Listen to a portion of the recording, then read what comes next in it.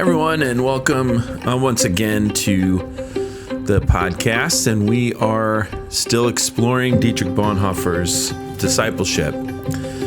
Chapter 1, he differentiates the different types of grace, cheap grace versus costly grace. And throughout, he kind of keeps coming back to that idea. Everything he's talking about is springboarding off of those two categories. Cheap grace as presupposition. Today we'll see how it means already knowing the answer to the question. So the rich young ruler, what must I do to be saved? And he already knows the answer, and so does the scribe who's asking the question, who is my neighbor, in the biblical story of the Good Samaritan. And so in the second chapter, he's talking about discipleship. So he's actually getting into the idea of discipleship. And he begins by talking about how discipleship is action. It is not abstract ideas. We don't get to have ideas about God or ideas about our neighbor and call that discipleship. Discipleship is always action.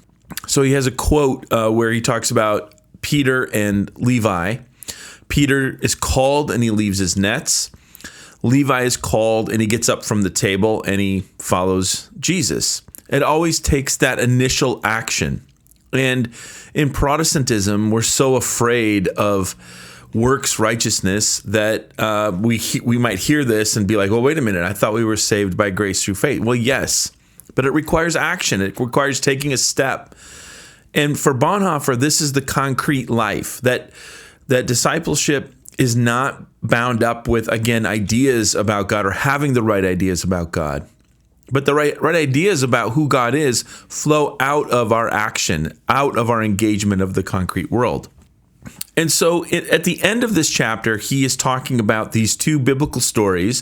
One where Jesus tells the rich young ruler, sell everything you have and follow me, and he can't do it. And so he asks the question already with in mind what he thinks the answer should be. And when Jesus responds differently or challenges him, he can't do it. He walks away. So he's not really asking the question of Jesus to get an answer. He's maybe testing Jesus. Or another way of thinking about it is he's saying, does your answer confirm to my answer? Like, do you have the right answer? He's testing Jesus to see, well, what are you going to say? And what is the answer that you're going to give me? And the same thing happens in the story of the Good Samaritan and the scribe who poses the question to Jesus. The scribe is testing him. Does he have the right answer? Does he have the right cultural category? We would see the same thing today. Somebody coming to Jesus and making sure that he ticks all the boxes. Is he too woke? Is he a Marxist? Is he too conservative? Is he too liberal? All these categories that we use to judge whether people fit our idea of what Christian faith should be and how God is at work in the world. And I think that's the important thing here, is so often we approach Jesus with our minds made up, or we approach Christian faith, or we approach discipleship with our minds already made up. We know the answer, and we're simply trying to fit Jesus and Christianity and faith and our neighbor into the answer that we already know and already have. And the point of Christian faith and discipleship is to break us open, that it's to challenge and shatter our preconceived answers. And this is why for Bonhoeffer, costly grace is about being broken open. It's about having our answers obliterated and being called now into a different way of life, and called into a concrete response to our neighbor. So I'll read here just a little bit of what Bonhoeffer says. And he takes these two people, the rich young ruler and the scribe, and he's kind of putting them together. So here's what Bonhoeffer says kind of in conclusion to the rich young ruler who is confronting Jesus with the question. The young man seeks an answer to his question. The answer is Jesus Christ. The young man wanted to hear the word of a good master. But now he has to recognize that this word is actually the man himself whom he is questioning. The young man is standing before Jesus, the Son of God. The full encounter is present. The only choices are yes or no, obedience or disobedience. And the young man's answer is no. He went away sadly. He was disappointed and lost his hope. But he still could not abandon his past. He had a lot of property. The call to discipleship here has no other content than Jesus Christ himself, being bound to him, community with him. But the existence of a disciple does not consist in enthusiastic respect for a good master. Instead, it is obedience toward the Son of God. But the existence of a disciple does not consist in enthusiastic respect for a good master. It seems to me that has something to say to the church today. How much worship do we engage in? Hands raised in the air, eyes closed. We've all got the right answers about who Jesus is. Somebody asks us about what it means to be a Christian or to follow Jesus. We've got all the answers in the world. And then we encounter or are confronted with our neighbor. And now it seems, to use a contemporary example, our immigrant neighbor, our refugee neighbor. What is our response? Are we like the rich young ruler who can't let go of our ideology? We can't let go of our politics or our nationality or our Make America Great Again ideology. And so we go away. And yet Christ is calling us to follow him. And as Bonhoeffer believed, now Jesus Christ comes to us in the concrete neighbor and asks a response of us. Not a response that is based upon our ideas, our politics, our ideology, but a response that is grounded in the presence of the neighbor, the presence of Jesus Christ in the neighbor, speaking to us and making a demand upon us. Then he goes on to talk about the scribe who confronts him, which leads to the telling of the Good Samaritan, the parable of the Good Samaritan. He says, the story of the rich young ruler has a direct correspondence with the story framing the parable of the Good Samaritan. Just then a scribe stood up to test Jesus. Teacher, he said, what must I do to inherit eternal life? He said to him, what is written in the law? What do you read there? He answered, you shall love the Lord your God with all of your heart, with all of your soul, with all of your strength, with all of your mind, and your neighbor as yourself. And he said to him, you've given the right answer. Do this and you will live. But wanting to justify himself, he asked Jesus, and who is my neighbor? And so Bonhoeffer sees in the question, who is my neighbor, a similar situation with the rich young ruler. The rich young ruler wants the response to fit into his categories. And here the scribe is trying to differentiate, well, who do I have to love and who do I not have to love? Bonhoeffer writes this, the scribe's question is the same as the young man's. Only here it is clear from the outset that the question is intended as a temptation.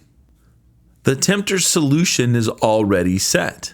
The questioner basically knows the answer to his question, but by asking it, even though he already knows the answer, he's shirking obedience to God's commandment.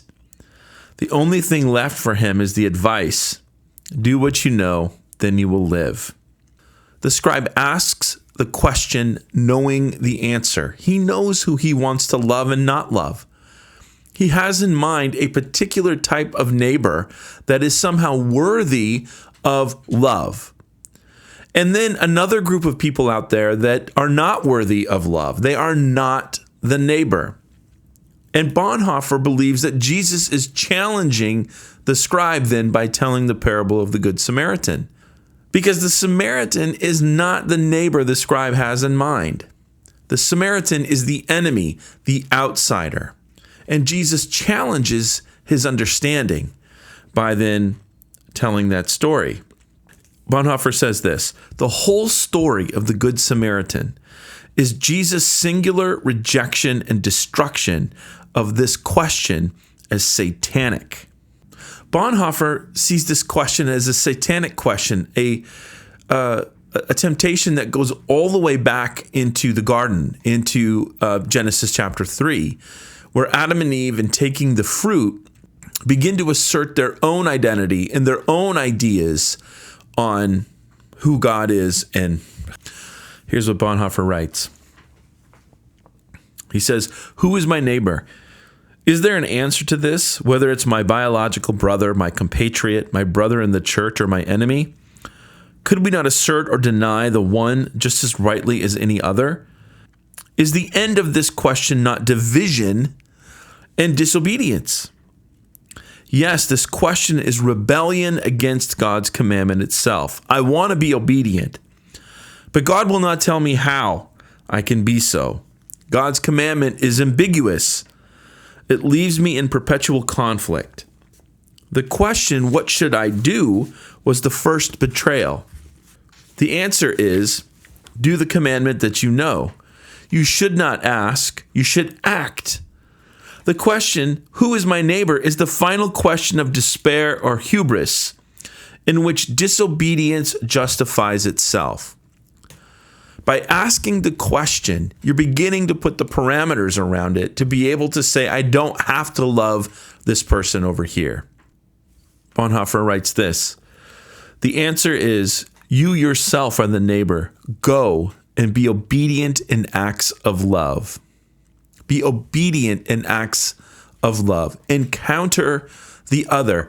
Again, this goes back to cheap grace versus costly grace. Cheap grace already knows the answer. Cheap grace has it all figured out and justifies itself.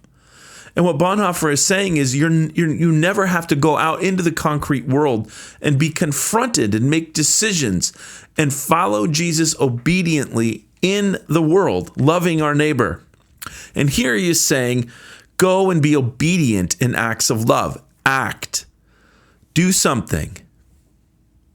Being a neighbor is not a qualification of someone else. It is their claim on me, nothing else.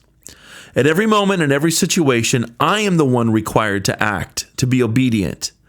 There is literally no time left to ask about someone else's qualification. I don't get to, when someone comes to me and I'm confronted with my neighbor, ask about whether they have documentation, ask about their politics, ask about their sexuality, and then make all of these qualifications for why I should not love this person sitting in front of me. He says, I must act and must obey. I must be a neighbor to the other person.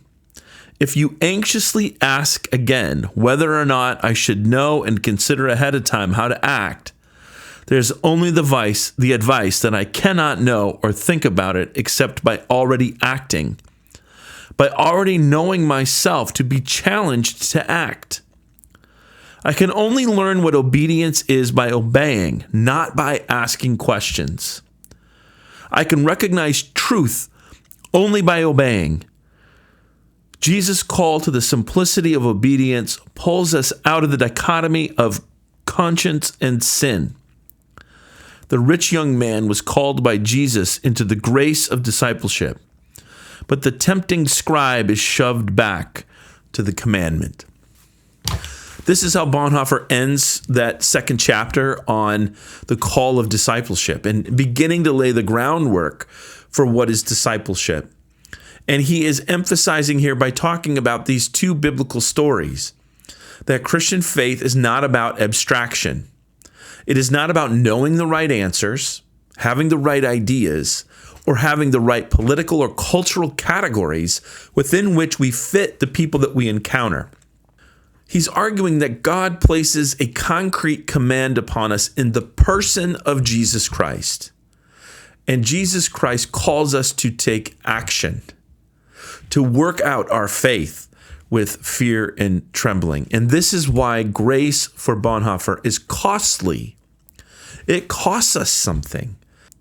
And the question is, will the Christian community have the courage to follow Jesus, to hear the call of Jesus, and to work this out with fear and trembling? And there's no plan. There's no strategic plan that we can follow as we do this, because we're called and we're following Jesus and we're called into responsibility. And this is exactly where discipleship meets letters and papers, where discipleship meets religionless Christianity. It is not about religion. It is not about faith as an idea. It is not about faith as ideology. It is about faith as concrete action in the world, loving God and loving our neighbor.